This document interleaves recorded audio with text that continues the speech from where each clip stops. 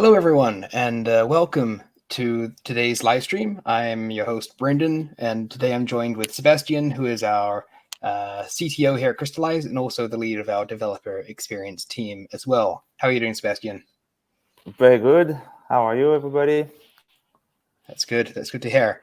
So today we have an interesting topic. So we have had at Crystallize, we create a number of what we call boilerplates to help people get up and running with Crystallize, showing them how they can use Crystallize in a variety of use cases, from various sort of shop types and also using various technologies as well. And today we are introducing what we call the boilerplate version 2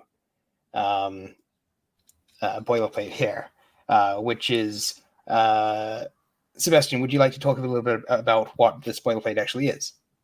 Exactly. So yeah, as you mentioned, we have already a set of boilerplates in many different technology. So we have a boilerplate with Gatsby, Next.js, Next, and others. And of course, it's hard for us to keep track of all of them sometimes because so many new frameworks, right, in the JavaScript ecosystem. But we are doing our best to to stay on top of every of those frameworks. And recently, we've worked a lot with the team all together on the last version of what we call the retail e-commerce remix boilerplate. And this is the subject of this live stream, right? How to use it, how to install it, what is it exactly? And yeah, this is what we're going to discuss. So, of course, you have the documentation on the website. We're going to improve that documentation all the time, of course. But we still have already a lot, and we're going to review that together in this live stream and more. Exactly. So, what do you reckon was the motivation behind making this boilerplate? If we've got so many already, why have we decided to make this one? So this is connected also to the fact that we have bootstrapped the developer experience team at Crystallize, right? So now we're trying to make a boilerplate that is going to be agnostic of the framework. So we started with Remix because Remix it's mainly server-side rendering, if not only server-side rendering, and it's very good for e-commerce. So it's a very good tech. It's trendy right now, and it was for us a very good starting point to build a new generation of the boilerplate that are going to be agnostic of the framework. So very soon you're going to see the Next.js boilerplate, probably the Gatsby and others, if I want to mention maybe Svelte or probably Dino and Fresh, because the way we've built this boilerplate, we're going to show you that we are more agnostic, and it's going to be good for you because then you can use piece of code of this boilerplate in your own project, and it's going to be also very good for us because it's going to be easier to maintain. So, and of course, all that stuff has been thought so the boilerplate is performant. So performances are really something that at Crystallize, we don't joke with that, right? So we're going to see at the end that the performances are also very good. And we're going to see that we have included inside this boilerplate some performance tricks as well. So this is really the essence of this new boilerplate. It's a good tech, a lot of features. We're going to review those features and performances, and being agnostic so we can reuse more, and on our side we can maintain even better. Right. So we have Remix in this project, right?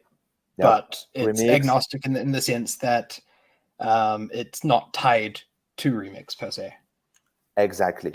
And we're gonna install it. We're gonna look at the structure directory, and that's gonna be very clear once you will see that. That's so perfect. Choosing And Remix and Tailwind for the styling. And then what sort of things do we do sort of behind the scenes? Like we've got, I guess we've got a make file in there, which helps us to keep it a bit more agnostic as well. Would you like to talk about that? Yeah, we will. We will see that when we look at the folder directory. But indeed, we did. By the way, we did, as you know, Brendan, a live stream on how to work locally with HTTPS and Docker to have mail catcher and Redis as well. We're going to mention that a little bit because even though you don't need that to bootstrap the boilerplate, it's working, with none of that. But if you want to go the next step, if you want to be a little bit more professional with HTTPS and Redis and mail catcher, you'll see that it's a one command to run using makefile to enable that. Not to mention the tests with Playwright. We're gonna show you that too. Yeah, so we'll get into that a bit later on, but behind the scenes, that provides a good way to bootstrap a developer environment that's not tied to your local sort of operating system, things like that. That gives you this HTTPS layer that gives you a more realistic representation of what your website's going to look like when it's live, how it's going to behave when it's live, versus if you're just running locally at your local IP address on some random port. Exactly. Yep. And like you mentioned, we already have a blog post and a live stream on setting this up locally separately, so we're not going to go into too much detail on how to do that here, but the links for going through all of that, how to set that up, will be in the description for the stream as well. So go and check those out. Awesome. Yep. But yeah, moving on then. So this boilerplate out of the box is designed to work with a set of data that we've constructed in the form of what we call a blueprint tenant, right? Exactly. Yeah.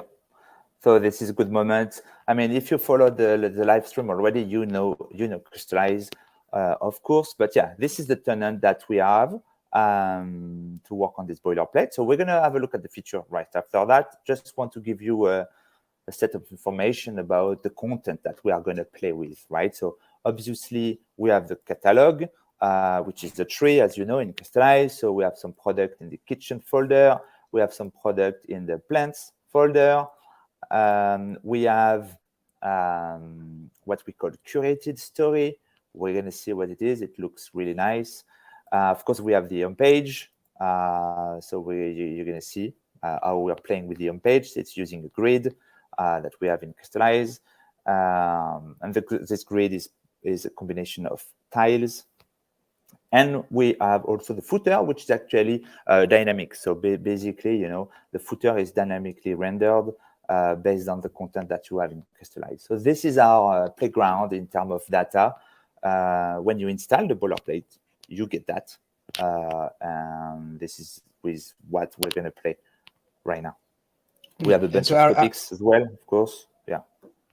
So out of the box, within the boilerplate, like once you've installed it, so before we actually get into doing it locally, what do we actually get when we first run this boilerplate? What does it look like to us? What sort of features do we have around? So yeah. So that's the data. Then what is this boilerplate? So this is the home page of the boilerplate, as you might have seen here. And what are the main features? So first, we are displaying the home page, obviously. So a bunch of, again, it's a grid with different banner and component and sliders. So basically, those are tiles. So if I come back to Crystallize, here, I see that the front page is actually a grid composed of different tiles, and the tiles can be a banner, it could be a sliders, it could be many things. Actually, when I click on that tiles, I can see, for instance, this one. There's a title, a description, it's a slider of those products. And playing with this is headless, right? Playing with that, you get this home page. So we have an home page. The footer is completely dynamic, so you can play and you can change the footer, just without code. So we have an home page. Of course, we are displaying the catalog. So we have the main page of the catalog where we are listing the product. And then you can go to subdirectory like the kitchen where we will filter a little bit more. Of course, we have the product page. So if I click here, I have the product page where I can change the different variants of my product with this fancy variant selector here. And the price, we have different kind of price. We are not going to enter into all the details, right? It's for now just a first approach on how to use that boilerplate, but it's good to see that, of course. And I'm going to come back on that. We have the checkout process, but before, maybe I can show you the search. So you have auto completion. Here is it. If I do smeg, I should be auto completion. Oh, so I can search. Yeah, so I have a result. I don't know what's going on with the auto completion. But yeah, you can filter if you want to show the variant or not. So if I'm looking for the robot, oh yeah, see, I don't know what I've done. So here I have all the robot. I can decide to display only the product or all of the variants. So of course, those are opinionated choice. Huh? It's just a boilerplate, and we think that it's a very good first version with a lot of feature that makes it a very good boilerplate to get started, to be honest. So see, you have different price, so you have discount. So that was for the product. Then we have the stories. I mentioned it earlier. So stories are another way to display product instead of a list. It's in context. So it's kind of exactly same as before, right? We list the product. You can select the variant that you want, and then you add this whole story into your cart. Boom. Then, of course, we have topics, and I showed you that. Here in Crystallize, you can assign topic to any kind of content item or product. This is what is used to build those lists here. So I can see all the product from that has these topics. And we are using also topics to manage promotion. So it's very simple for now. Again, it's a boilerplate. You can build anything that you want, right? Because you control everything. Once again, it's headless. But here we have the promotion system by default. You have everything inside the boilerplate, of course, to manage 2 for 3, 3 for 2, and 4 for 3, etc. We're going to see that. So that was, for now, I showed you everything in terms of feature to display the product, to build the catalog, I would say. See, if you have a sales price, you get the percentage. Yeah, a lot of basic stuff that you don't have to redevelop, basically. And then we have the checkout process, which is also kind of really well done and powerful already. So we can display the cart. It's a little, the cart. Nothing to say here. Then you can change the property. I mean, if you want to add more. So I can maybe show you the 3 for 2 here. So let's say I want to add this product one more time in the cart, and see, so now I have 1 for 3. So just this mechanism, to be honest, it's not that simple to reproduce. So you get that for free. It's open source. You install the boilerplate, and boom, you have that. So then I can go to the checkout, where you can actually review your cart, but then you cannot change anything. Then you have a guest checkout, or you can register. I'm going to quickly do the guest checkout. I have stuff already filled out because obviously I've used this boilerplate before. Then you click on next. That's saved, the address and everything. And then you can decide about any kind of payment system. So here, again, it's opinionated. Adyen is coming. We have Stripe, QuickPay, Montonio, Razorpay, Klarna. You can build the one that you like. There is no conception or presupposed payment system with Crystallize, completely agnostic. And it's so agnostic that, for instance, we have built a crystal coin that does not exist yet. We are not that into crypto. Maybe we could build it, Brendan. What do you think? But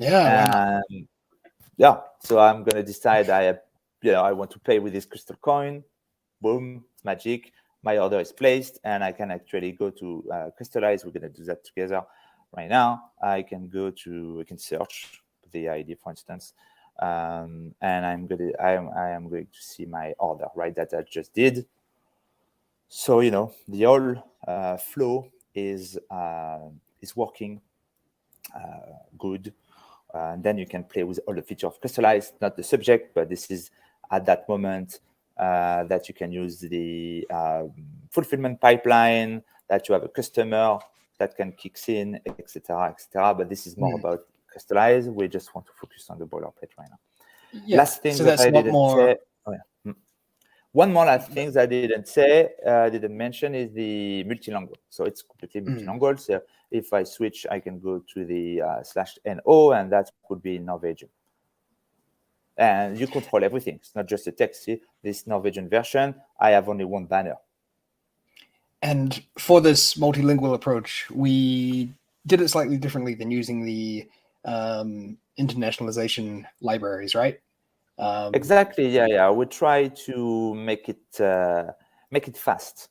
So should we do that now? Yeah, I think we should, right? So let's say we didn't use any library that was too heavy, and the I18 Next library was kind of too heavy for the front end, so we didn't have a good grade with Google Page Speed.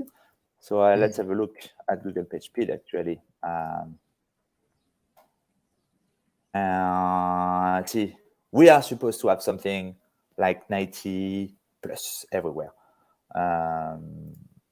So mobile and desktop. So let's wait for that. But yeah, we did, and we're going to discuss this, but we did some decision. We made some decision to be sure that this boilerplate is out of the box really performant. And it's not me saying it, it's Google, right? So on desktop, which is easier, exactly. I agree. We have 100 everywhere. And on mobile, 93. And I'm pretty sure we can fix that. It's probably just an image thing somewhere. But yeah, so it's pretty good as a starter with all the features that I just described. And of course, everything that you get from the boilerplate, you can tweak it, right? So. Yeah, and that, I mean, I guess it's important to choose your library sort of wisely in that regard to ensure you're getting a good page speed, but also just coming back to why we had this whole setting up locally, like with the HTTPS and Docker sort of setup. You mentioned that running it just locally by itself, like just say npm run dev whatever, gives you a very low score compared to what you'd get in the real world, right? Because you've got all these developer sort of bundles going on. Yeah, if you run it locally, yeah. But let's. I think it's a good transition, right? Should we install this boilerplate? Yeah, so let's go for it. Let's actually see what it's made out of. Well, exactly, right? So first, the URL is available on documentation, of course, right? So this is a live demo. You can get access, and you can run the Google Page Speed yourself. And then you have, documentation on how to install. So let's do that quickly together, and then we're going to deep dive a little bit more into the code. So I'm /tmp. I'm going to create a new folder. So live stream demo boilerplate v2. Boom. I'm going to go there, and I'm going to run the magic command, right? So we are actually using our own CLI. Actually, this is the next version of the CLI. On which we're going to probably do a live stream at some point. I'm just going to ask the system to install it into a new project, right? My project. Yeah. Just have to do that. Of course, if it's not installed, then you're going to the system is going to install it for you. This is our fancy CLI. See, it's all dynamics. This is going to change automatically. So it's really cool. We are giving a lot of love into the CLI. For now, it's exactly the same boilerplate. This is to show you the selection.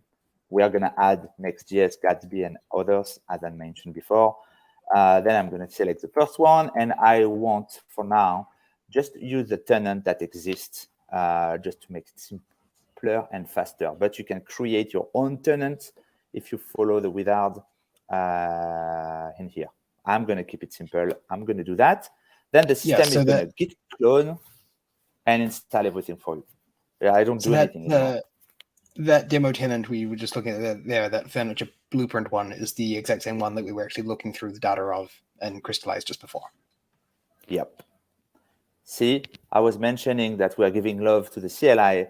See what happened. I'm happy that it's on video. Everything worked perfectly. Now you have different things that you can do. You can run the project. We're going to do that. You can also deploy it on Flyo, for instance, or anywhere you want, right? We're not going to do that, but we're going to run the app. So I'm going to go to my project, application, and the first thing that you can do is to actually run the app. When you run the app, you get the URL, and that's it. That's it. The project is working. What can we do from here? We can open VS Code and see what's going on. Actually, I'm going to go to this. So this is VS Code of my project, and let's run it again. To run it, npm run dev. That's it. So going back, this is running. So you have exactly the same stuff as I was demoing before. And you need to follow the documentation to tweak it. For instance, right now, my .env file is completely generic. So if you follow the documentation, you're going to see that maybe you want to provide your credential to Crystallize if you want to push orders, for instance. Otherwise, you cannot. You may want to use Redis instead of the memory storage. You may want to use Mailcatcher locally instead of ThangGrid. We're going to go back to that. And you may want to change your DWG secret, for instance, and other things. But that is more on the documentation side. Maybe before to talk about Docker, we can have a look at the folder structure. Yeah, let's do that. Yeah. Okay. So the first thing that you might see is actually the application is inside the application folder. And then we have this folder provisioning. Then we have a bunch of stuff here.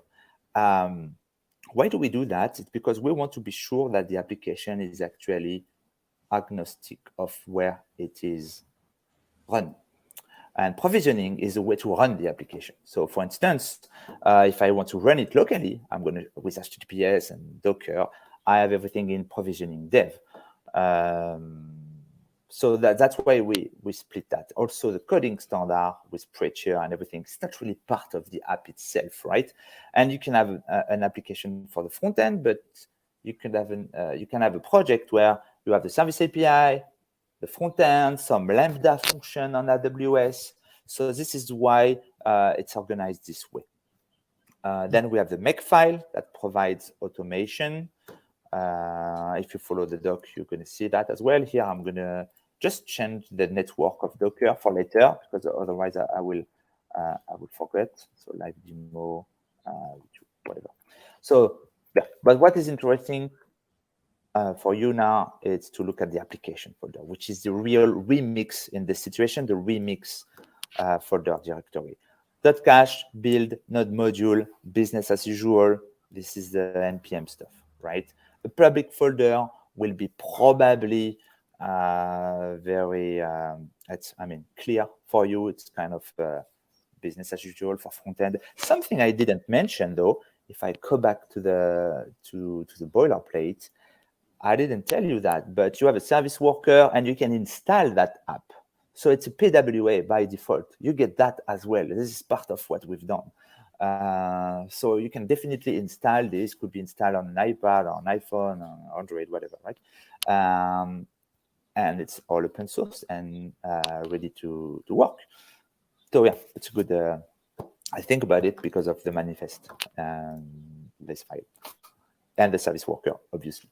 So yeah. Then all that stuff is configuration. Let's have a look. If you know Remix, you will recognize that, of course. But this is not really what I want to show you. I want to show you the fact that it is kind of agnostic. So we have the assets, just the image. We have the translation, just the translation. Of course, Crystallize is multilingual, right? So those translation keys here are just about the templating somehow. Only what is in the front end, everything that is not in Crystallize somehow. Yeah. Yep, that's it. And then we have the remix stuff, so the client, server, then the styles, Tailwind, business as usual, nothing specific here. It's just Tailwind stuff. If you know Tailwind, again, the goal here is to give you the overview, right? And keeping the good stuff for the end. Then we have the remix specifics here. So the route. So the project is multilingual by default. I showed you that, right? So when you do /en/fr/no, it's thanks to this folder that is a variable. And then you have a bunch of URL, right? And we've seen that. We have the home page, the cart page, checkout page, search, the shop, product page. Oh, yeah, there was one more thing that we didn't show, right? It's every page can be made in PDF. If you do that PDF, boom, you have a PDF of that page. Ooh, fancy, right? So this gives is you a way to also create you create like a nice brochure, pamphlet, whatever, newsletter based on the products that you want, really. Exactly. And this is not just a product page.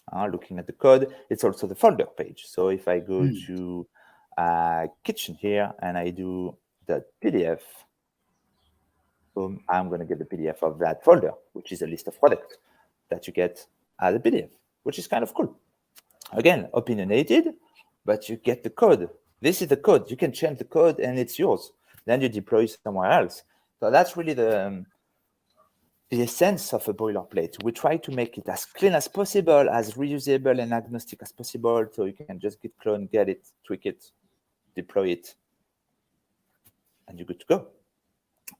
So then we have the order page and some bunch of API stuff. Of course, we need some API stuff, right? So some stuff for the payment, to initiate the payment, to receive the webhook from the payment system. We have the magic links also and authentication. And we have the API endpoint to place the cart, to hydrate the cart. See, I can show you actually. If I go there and I go to the cart, so I am on my local here. We are kind of optimistic. We display what we have in the local storage, and then we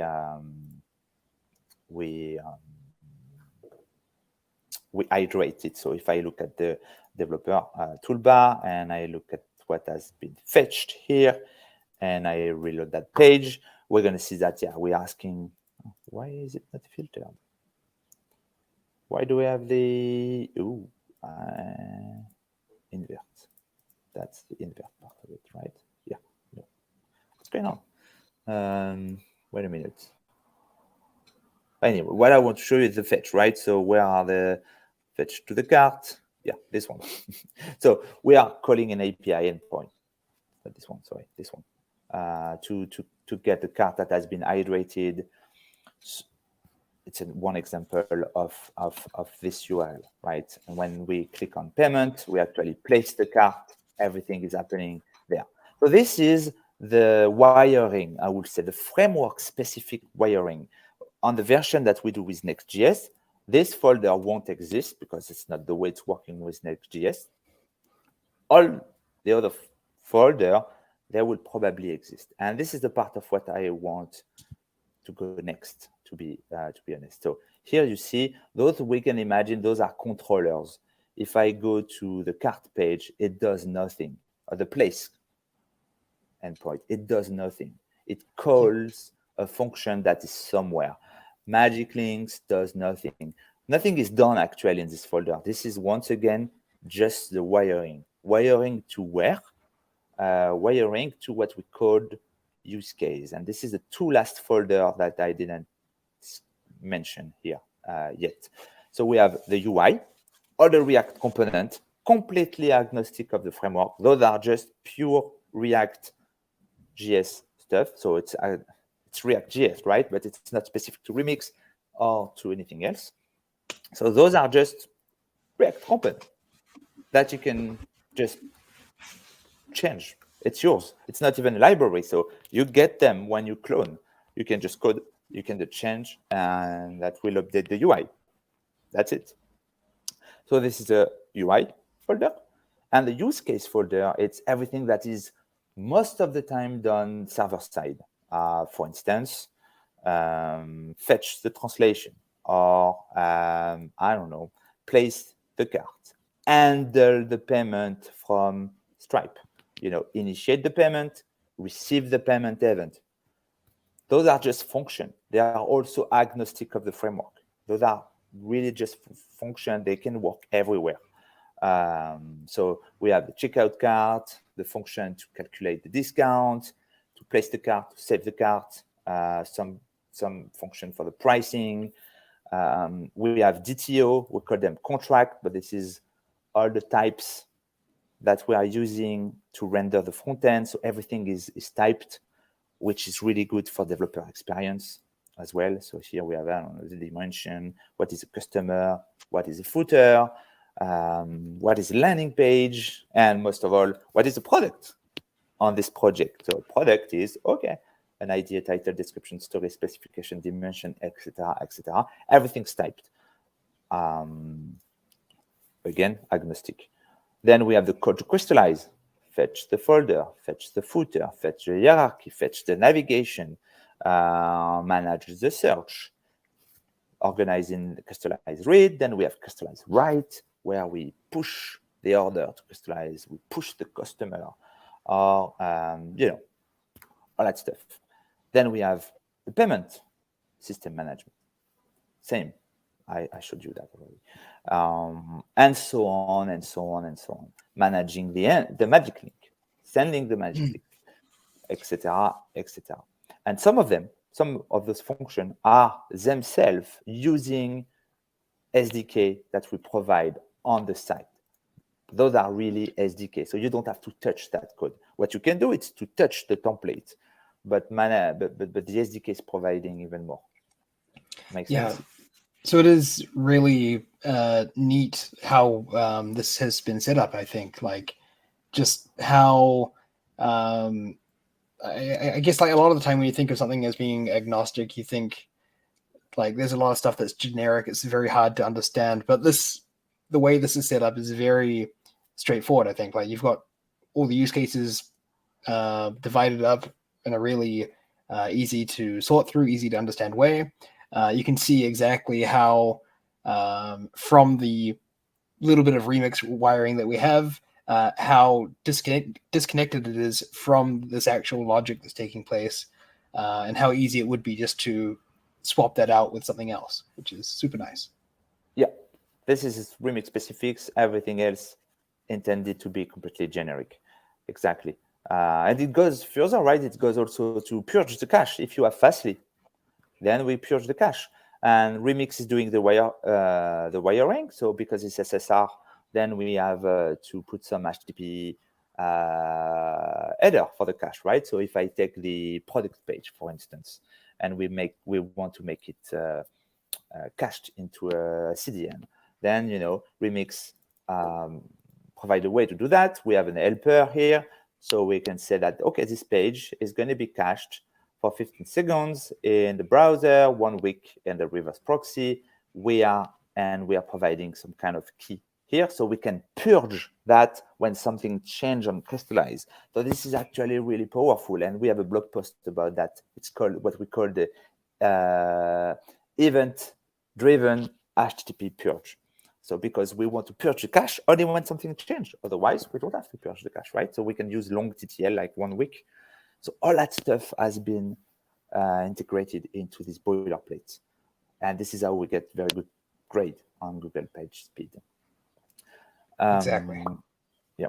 So yeah, of course, we could go deeper in the detail, but yeah, basically the use case are functions that does something client side or server side, UI at the component. And the context, of course, we have a provider, and we have a states, but it's very simple.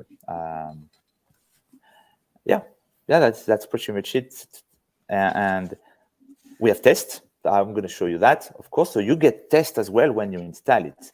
But before that, let's have a look at something else you mentioned before. Brendan, you mentioned that would be nice to have HTTPS, right? So earlier, when I load the project, I was doing what you probably do all the time, npm run dev, and that's run the project in HTTP, right? In Just like localhost localhost. HTTP. Yeah. So by the way, those errors, it's because I didn't provide my credential to Crystallize, right? So you don't worry about them. So then let's say I want to run it in HTTPS. So by default, when you get after the installation, you're gonna make file.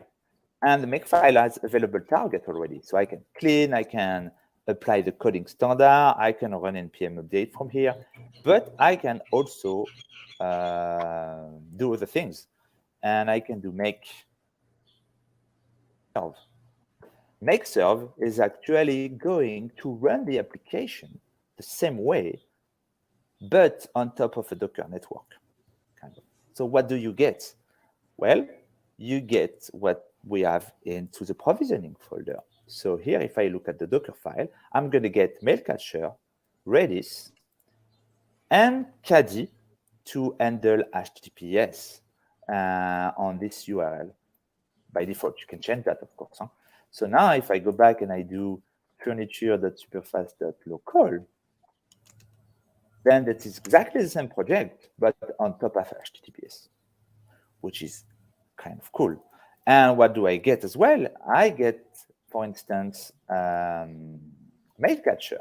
So if I do that, I have my mail catcher. What does that mean? That means now if I want to play and I want to test my email system, like when I log in, I can do that. I am on my local in HTTPS. Did we update the env file with the? Oh, yes, that's a good point. Of course. Now we need to tell the application, hey, to send email, don't try it SendGrid, but do it locally. So locally, thanks to Docker, my SMTP server is now mail catcher that is running on this TCP port. How do I know that? Because it's written here in the Docker compose file, right? So if you don't know Docker too much, it's a Docker stuff. Then I can clean it. I can stop this process, run this everything again, and going to reload, going to tap any kind of email, and right now, what's gonna happen if everything's working? That should work. It does not, but that should. It will if you follow the documentation. I don't want to debug that. What's going on? Or maybe I just need to Might reload just take it. a Oh yeah, second. no, it worked. It worked actually. I was expecting this little icon to change before to check. So see, I clicked it 3 times, and now I have my email working locally. I don't use SendGrid. I don't use my Gmail. You have everything working locally, and this is really cool. And this is nothing to do, right? Like serve, and boom, this is done. So yeah, that is also included into this boilerplate. You don't have to use it, but if you want to, again, if you want to go to the next step, you can do that. What else do we have that is kind of cool? I know something. The right? tests. Exactly, right? The tests. Yeah. Because when you start a project, you probably want to be sure that you don't gonna have any kind of regression. So we don't have 100% of test coverage and unit test, right? We don't want to over complexify. So what we have instead is we have one spec using Playwright where we are checking the checkout process. What do we do here? It's kind of really readable, to be honest. We open the home page, we click on this button, we find the first category, we click on it. We find the first product, we click on it. We find the second variant, we click on it. We add to the cart, we go to the cart page, right? Then we make sure that the local storage is updated. Then we go to the checkout page, we make sure that it's loading. We once again look at the local storage to make sure that we have a cart. We wait for the cart to be hydrated by the server, waiting for this fetch to be done behind the scene. Then we are checking the local storage again to be sure that now, if the cart has been saved server side, we should have an ID because we are saving the cart server side, obviously, before to send it to Crystallize. If we have that, it's all good. Then we go we are on the checkout page. We filled out the form. and we click on next, and then we pay with Crystal Coin, right? Cool. The cart has been placed. We check that everything's fine. We go to the last page where the system is actually checking if the order has been placed, and when the order has been placed, we stop the test. So it's a way to test the checkout process. And so this is a lot of code and a lot of talking. What if we try it? So to run the test, do we have a make test? Yeah, no, because it's running also if you are not using Docker. So now I can just do, and I'm going to run it headed. I can do npx playwright test -- headed, which means that we're going to see what's going on. And the setup that you get by default is actually going to run this in parallel with 3 different browsers, Firefox, Chrome, and Safari. Let's do that. So by the magic of Playwright, you're going to see 3 browsers, boom, boom, boom, and the system is going to click around for me and test that everything's working and return when it's done. Boom, processing payment, see? Boom, boom, boom. Easy peasy. Perfect. Boom. So, yeah, again, I didn't set up my credentials, so actually the cart was not pushed to Crystallize here. Yeah. But if you set it up correctly, following the documentation, then you don't have this message anymore. But yeah, so in conclusion, this is kind of the next version of the boilerplate, right? It's all that stuff is to get you started as soon as possible. It was a lot of talking, but in terms of command, it was maybe 3 or 4 commands that we've done. Not Yeah, much. it's a very, very straightforward setup. And even though it's so generic, like one of the main targets for this boilerplate was to be as fast as possible, right? As performant as we can make it. So yeah, that is something that we've done well, I think, as you can see by this page speed here, and as we showed earlier. And even just from looking at the tests, you can see how nicely they are set up, how fast they run and execute. So yeah. And didn't talk about that, but by default, we provide the config file for fly.io, but it could be, oh no, we don't even need a config file for fly.io, actually. So it's working out of the box. But yeah, you can host that anywhere. It could be hosted anywhere. It's just a Node project. If Remix is on top of Node, right? So yep. Looking for something else to say, but I mean, I think we have a pretty good summary of this project overall now. Like it's, I think we've gone through the key points, right? We've gone through, given as good an overview, I think, as we can. And I think the next step for those who are very interested in this boilerplate would actually be just to jump in, play around with the boilerplate yourself, get it set up locally. Start out by using maybe this demo tenant we have, but then extend to using your own tenant and continuing on building out your own store the way that you want to, using this boilerplate perhaps as a base for that. And of course, like we mentioned, like we showed, you're not limited to Remix. If that's not your thing, for example, it's very easy to swap it out with whatever framework, whatever technology you are wanting to use. So yeah. And on that part, which is a really interesting point, Brendan, is how do you use that boilerplate? Do you install it, tweak it, and push to prod for you, or do you use it as a source of inspiration on the feature that you want to implement? So that's the point, right? How do you do that? And there is no wrong or bad.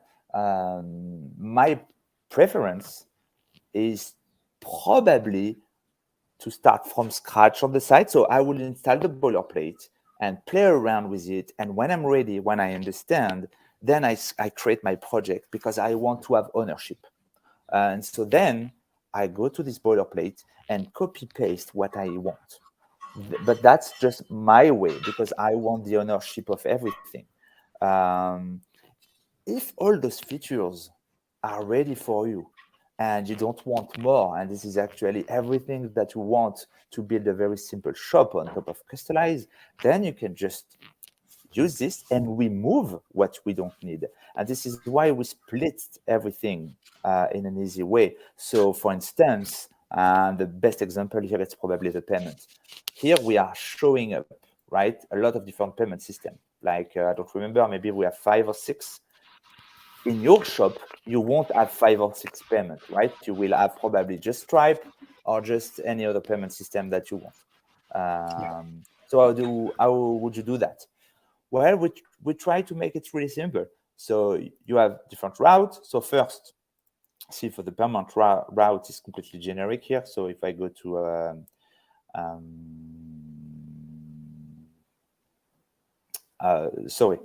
the payment are just a component at first. So if I go to the component payment, you have all the components. You don't want to use it. Well, you remove the file. And see, I can actually do it. I can remove, because it's my clone. Sorry, that's PS Code stuff. So I can remove this, and then I just remove the mention to it. I don't want Klarna anymore. I remove that part, and then Klarna will be gone. npm run, run dev.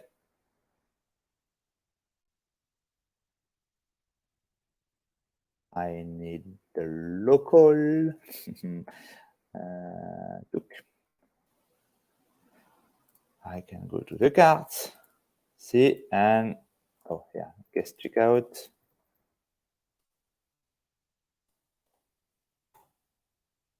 See, Klarna is gone. So, and everything is this way. Everything is this way. And now that's what's for the UI. You don't have the button anymore. But what if you don't want to manage, you want to clean the code?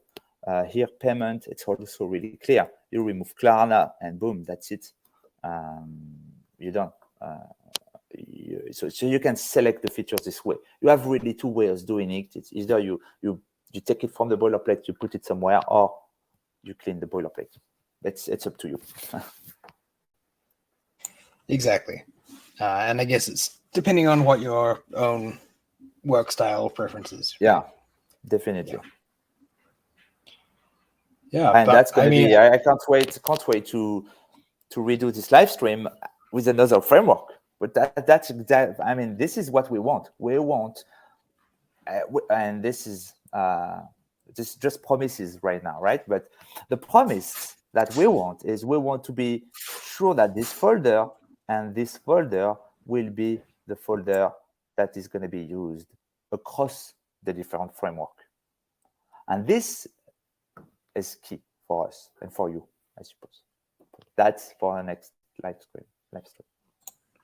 Yeah, exactly. And that's going to be exciting to show when we can do that. But yeah, I think this has been a great point to sort of wrap it up. I think we've had a very good overview of what this boilerplate is, what it does, and how it's going to be shaped going forward as well. So thank you very much, Sebastian, for walking us through this. This has been, it's been really nice just to see it through from, the whole overview of it. And I hope anyone else watching this, you found it very interesting as well.